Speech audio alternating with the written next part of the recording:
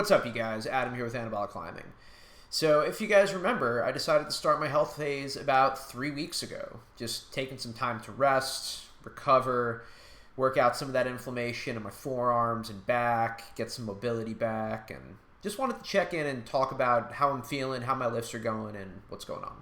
So if you guys enjoy these kind of check-ins and these updates to my training, please hit the like, subscribe, and alert. Really helps the channel a lot. And yeah, let's talk about how I'm feeling, how I'm sleeping, have my lifts gone down, how's my climbing. Let's get into it. So the first thing I want to say is I took about 2 weeks off. For 2 weeks, I did not go to the gym. I did not lift. I did a smidge of cardio. I walked the dogs. I did some hikes, but nothing serious. All I really did was foam roll because for a while I could not move my arm up and down.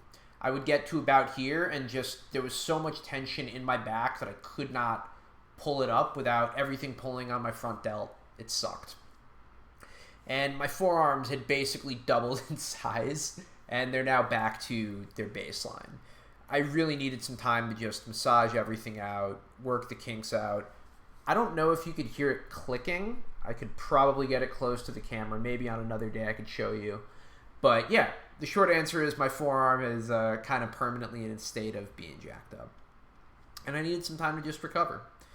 And whenever I do, it usually takes me a long time to build up to working weight. I cut my drug burden essentially in half. And with all of that, I kind of expected to lose a whole bunch of progress. And that's really not the case. I did some squats this evening. Before I was doing 225 for 10. I did 225 for 8, and I probably had another 1 or 2 in the tank. It took me about a week to ramp back up, and I'm fine. As far as my block pulls, I pulled 135 tonight on both hands. My peak prior to this was 140, so I'm fine. It took me a little bit of time to just warm up the fingers. On the first day back, my middle finger didn't get tweaky, it just felt like it was a little bit stiff, so did a couple things to just stretch it out. It's fine. And for the most part, looking good, feeling good. Even my weighted pull-ups, I was doing 90 for 5 with almost 95 for 5 with peak form prior to the break, and I was pulling 80 pretty easily. And that's good. Resting heart rate is back in the 60s from the 80s, which is fantastic. Eating like a mofo. I have not missed a cookie or a croissant or some tacos, which has been amazing. And more than anything else, I just really feel refreshed. And as I've had a chance to sort of look back on my last 9 months of progress, I'm frankly over the moon. I literally doubled my strength on my weighted pull-ups. Got my first one arm. I can still do one, which is awesome. Haven't really lost strength despite just being on TRT and dropping the plus from that protocol. And I'm definitely starting to get the itch to start ramping back up. But, I've got a trip coming up to Japan in about 2 weeks. And, I'm just going to relax, have myself a good time until I get back and eat and enjoy. And as soon as I get back, we'll bring back in the Anavar, we'll bring back in some SLU and some other stuff, and we'll see what we can do to maybe send our first V7, first V8, do some heavier deadlifts, heavy squats, improve that jump. The fire has not left me. But with that said, it's also just really nice to take a breather. And it's also nice to know that I can take a break without really feeling like I've lost progress, which is awesome. This is kind of just a PSA to anyone that has done a long push that one of the best parts is also just taking a step back and having fun and being able to relax. Because any of this advancement, it's not comfortable, right? When I'm having to put on muscle and I'm having to eat and I up my drug burden, it's not comfortable. When I'm cutting my calories by 30%, it is more comfortable assisted with all the pharmacology than it is without. But that's not comfortable either. And, the real time where I feel the best is when I'm in maintenance, when I'm in cruising. And that's kind of where I'm at right now. And if you find yourself in that position, enjoy it. You know, you don't really need my encouragement, but I'm giving it to you anyway. Take all the time you need to eat the food that you love. Don't, don't get sloppy, but like croissants are one of the best reasons for being alive. Get after it. Same with cookies. There's nothing wrong with just climbing for fun and doing the routes that, in my case, I just like top roping and goofing off a little bit. I don't have to go balls to the wall on the bouldering. I can just sort of chill. And it's nice not to wake up feeling beaten up all the time and knowing that I've kept the strength from all the work that I put in. Super grateful that I've established a new high point. Even more relieved that I get to keep it, provided I keep training and I stay on the TRT.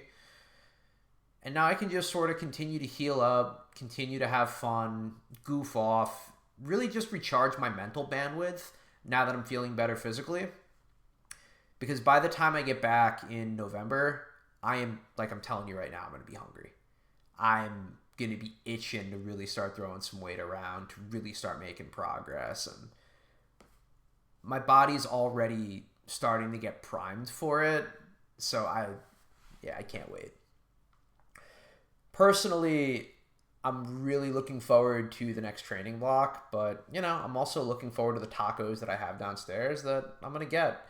As far as just changes in body weight and on the scale, when I came off the growth hormone, I dropped a decent amount of weight. I went from like 160, 162 down to about 156, and I'm hovering around 158 right now.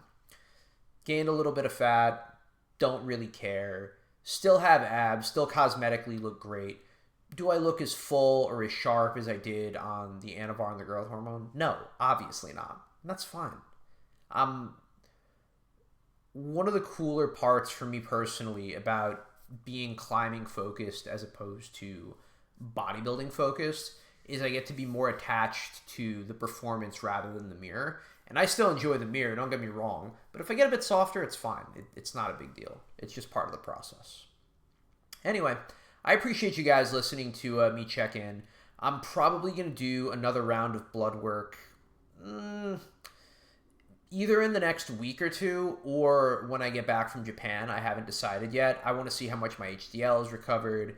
I want to see how my liver enzymes are looking.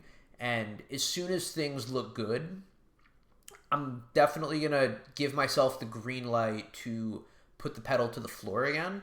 I'm still not going to do it until after I get back in mid-November, but I at least want to see what the recovery has looked like since I've come off everything.